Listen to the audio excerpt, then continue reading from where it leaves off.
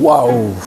Qui va avoir un mal-être en lui-même. Être serein. Pardon? Il va avoir que le négatif. Je sais pas trop. La positivité.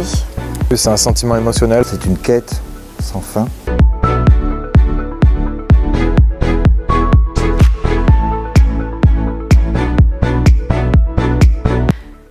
Bienvenue dans la caravane des folies ordinaires. Aujourd'hui, c'est la journée nationale de prévention du suicide. Le mot important, c'est prévention.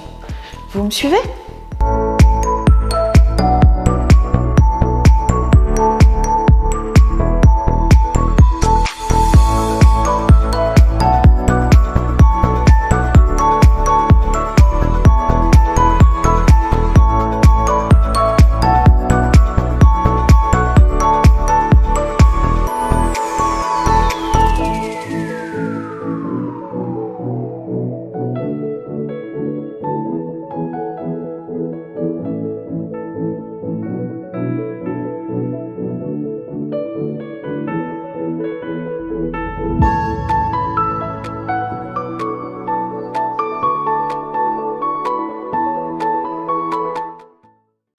Bonjour, Sophie Lefebvre, chargée de mission à l'Agence régionale de santé de Nouvelle-Aquitaine au niveau régional et j'ai en charge la promotion de la santé mentale qui inclut la prévention du suicide.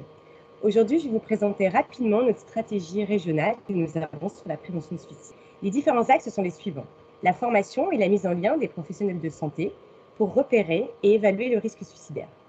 Le maintien et la veille du contact avec les personnes qui ont commis une tentative de suicide. Le traitement médiatique du suicide pour en limiter les effets médiatiques. Un portail national d'information du grand public sur la santé mentale afin d'ouvrir la santé mentale au grand public. Et en 2022, nous devrions avoir un numéro national prévention de suicide. En Nouvelle-Aquitaine, les opérateurs se sont au début beaucoup investis sur la formation des professionnels de santé mentale, du médico-social. Et aujourd'hui, ils s'ouvrent beaucoup plus à d'autres professionnels qui ne sont pas du champ de la santé, comme par exemple la gendarmerie, mais aussi des sentinelles. Les sentinelles, c'est vous et moi, ce sont des citoyens qui, dans leur communauté de vie, auprès de leurs amis, peuvent repérer une souffrance psychique et sont dotés pour pouvoir la repérer, mais d'autre part, surtout pour pouvoir l'orienter vers un professionnel de santé.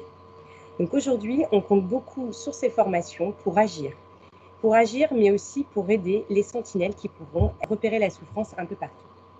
Le maintien du contact avec le suicidant, c'est vraiment une démarche pour aller vers ces personnes.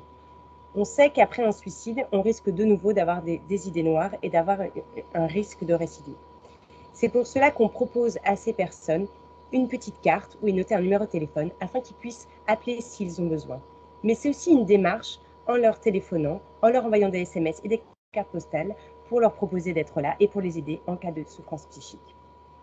C'est un vrai défi de proximité parce que entre l'expertise téléphonique pour repérer la souffrance psychique et entre la consultation que l'on peut avoir en suivant dans un centre médico-psychologique ou avec un professionnel de santé, est vraiment un défi pour les professionnels au téléphone. Le traitement médiatique du suicide est déjà une action mise en place par le niveau national qui œuvre directement dans les instituts de journalistes. Aujourd'hui, l'ARS Nouvelle-Aquitaine a souhaité vraiment renforcer cette action par un projet où une journaliste de la région travaille avec différentes rédactions pour pouvoir les aider à parler du suicide de manière plus authentique et plus juste.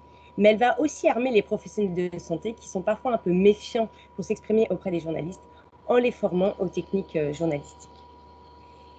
Alors aujourd'hui, j'ai envie de vous dire, la santé mentale est vraiment mise sur le devant de la scène, malheureusement avec la crise, mais elle est universelle.